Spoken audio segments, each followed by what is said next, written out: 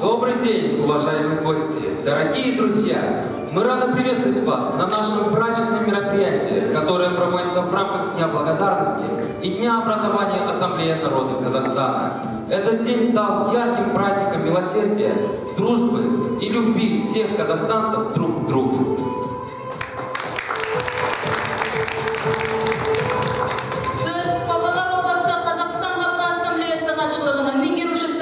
Раисова Айнур Мақсатқызына беріледі.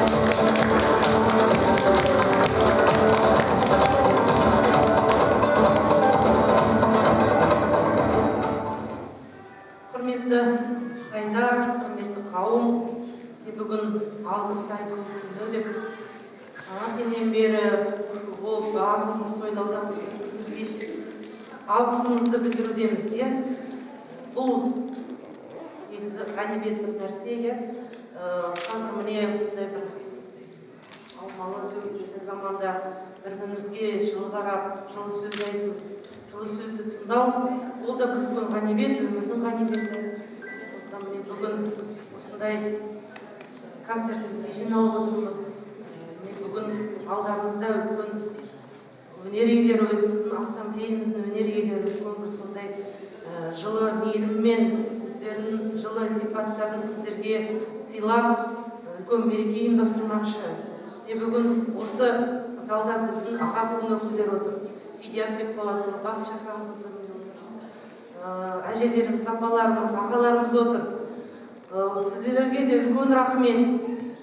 Әрбір көрсеткен, айтқан ақыл кеңестеріңіз үшін, қамқорлықтарыңыз үшін рахмет. Бұл сондай ғажап күн, осы күн баршамызға құтты болсын. Және де бүгін ассамблеяның құрылған күні, ол да баршамызға осы ассамблея төңірегінде біршама жыл өздеріңіз атқарып келесіздер. Бәрімізге туған күніміз дейміз, туған күніміз құтты болсын. Ассамблеямыз ары қарай өзінің міндеттерін атқарып, әлі де көп істер атқарады деп сенемін. Құтты болсын, қос мереке баршамызға құтты болсын. Дорогие друзья, разрешите мне вас поздравить с первым днем весны, с Днем Благодарности. Вот уже 6-й год мы отмечаем День Благодарности, который был учрежден первым президентом нашей страны, Нурсултаном Абишевичем Назарбаевым. В этот день мы говорим друг другу спасибо. Спасибо за то, что есть, за то, что рядом, да, спасибо говорим своим матерям, отцам говорим спасибо, близким говорим, за то, что они поддерживают нас постоянно, за то, что подарили нам жизнь, за то, что дарят нам тепло, за то, что своими советами нас поддерживают и в трудную, и в хорошие минуты рядом. Спасибо. Сегодня, вот, пользуясь случаем, я хочу сказать спасибо всем председателям этнокультурных объединений, всем заместителям председателей, всему активу этнокультурных объединений, всем творческим коллективам за ваш труд, за ваши сердца, за ваши добрые сердца. Какие бы ни были в стране события, да, мы все всегда вместе пытаемся их преодолеть. И если где-то у кого-то случилось горе, мы всегда вместе. Мы поддерживаем где теплыми словами, где словами поддержки, где материально имеется возможность поддержки. Да? Это дорогого стоит.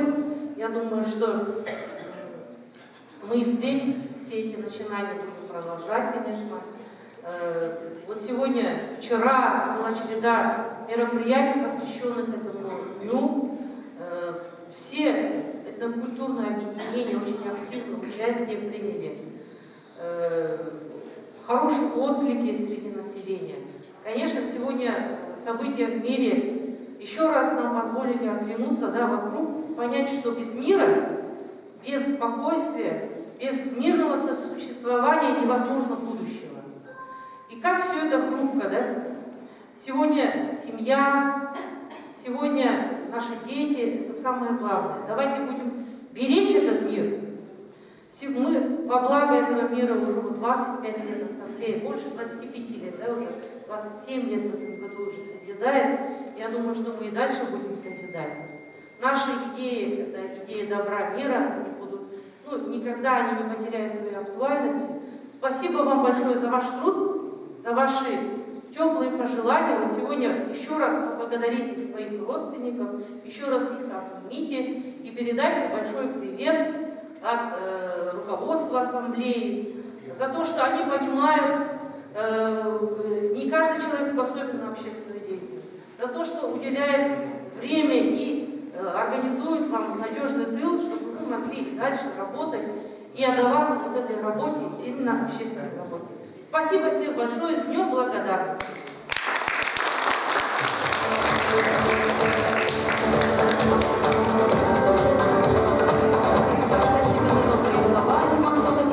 А теперь на сцену приглашаем вокальный ансамбль «Ару-Ана», общественное объединение «Норана Алиме». Встречайте!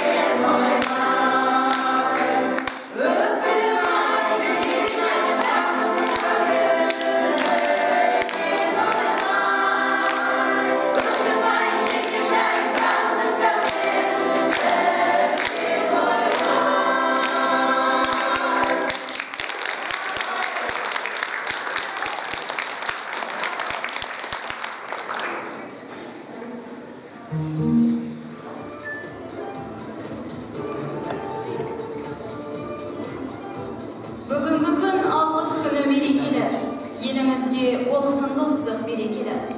Алғыс әні шашуын қарсы алайық, қуанышпен өткізейік мерекені.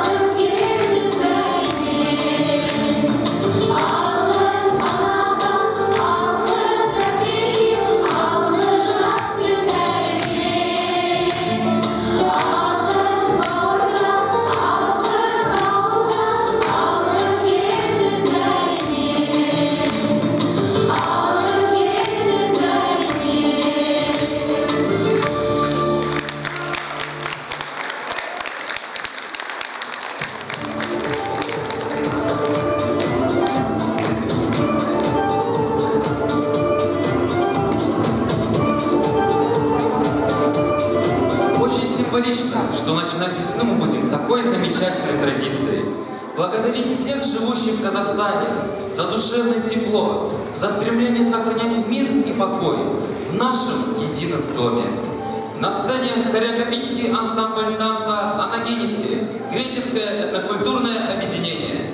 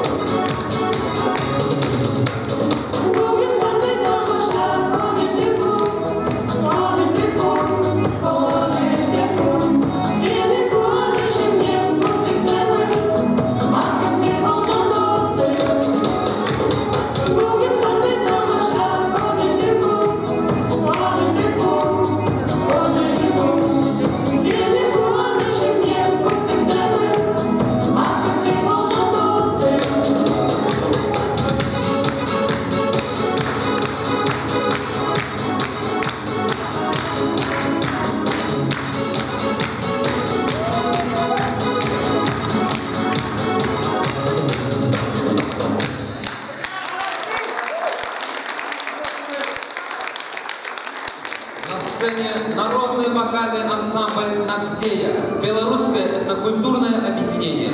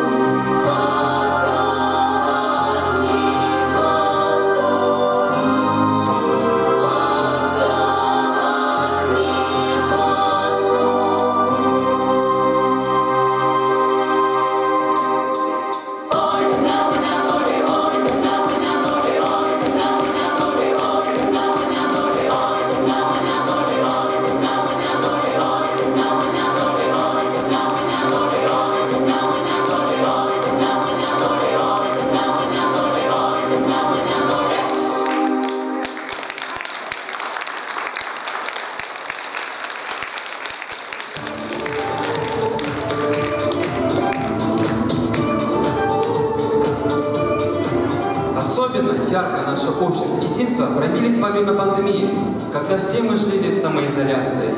Огромное спасибо нашим врачам, медсестрам и волонтерам за то, что они сражаются с коронавирусом буквально на передовой.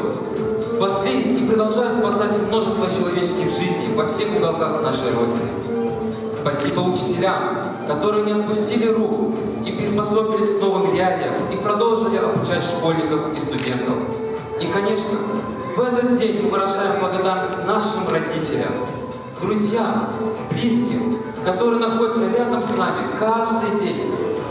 На сцене вокальный ансамбль «Тиберда» и хореографические ансамбли «Эльбрус» и «Мингитау», Карачаево-Черкесское и Кабардино-Балкарское этнокультурное объединение. Встречайте!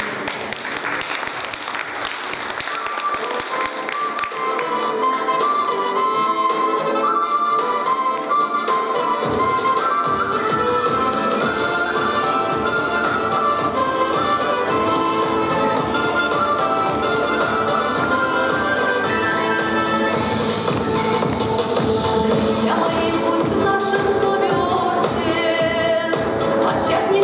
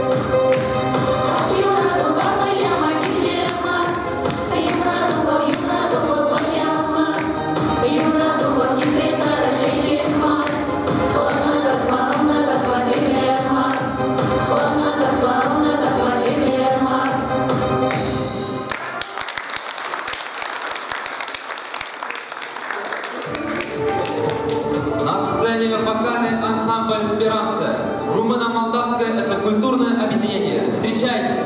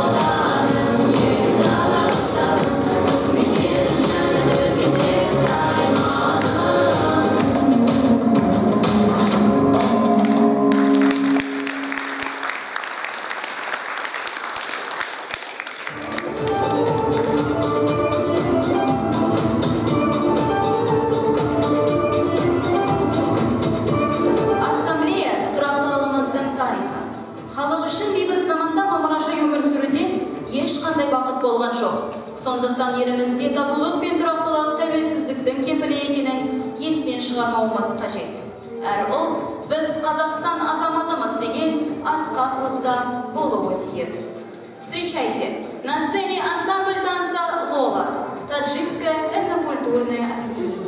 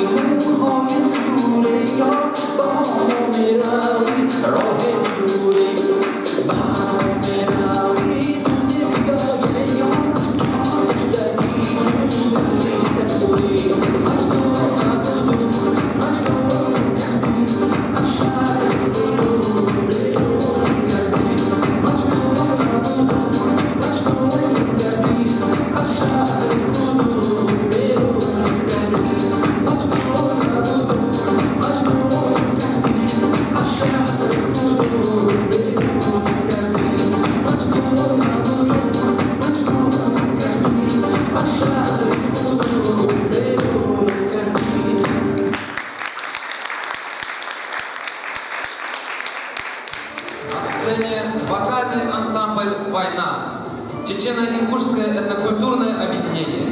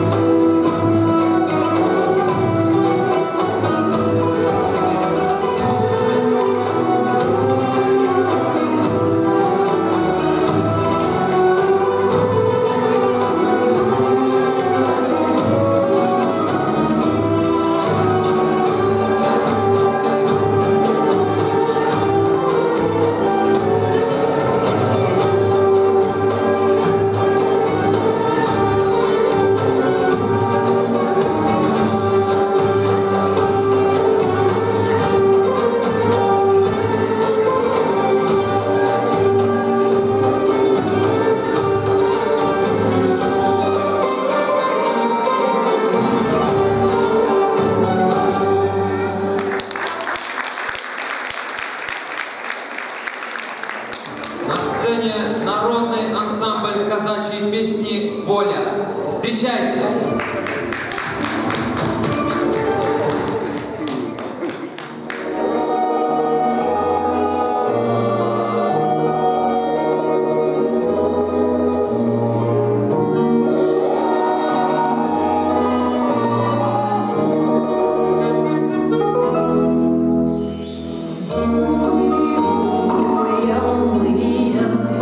Думай, подай,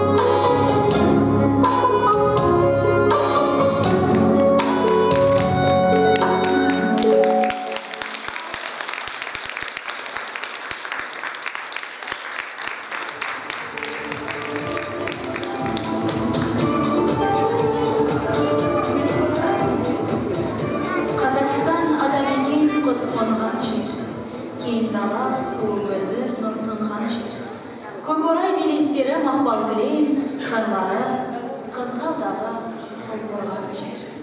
Қазақстан заманының заңғарында, халқыма мекен болған жайлауыңда, Алатау ақсамайлы басын иген қайратты Қаратау қойныңда.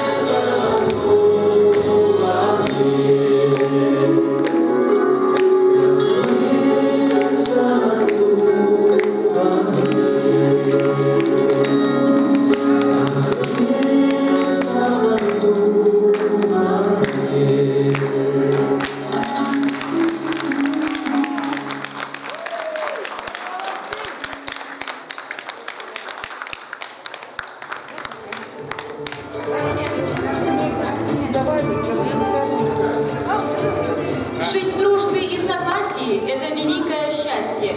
Пусть в нашей стране будет Россия. Мереке құтты болсын, қымбатты достар. Еліміз аман, жұртымыз тыныш болсын. Амандықта жүздескенше.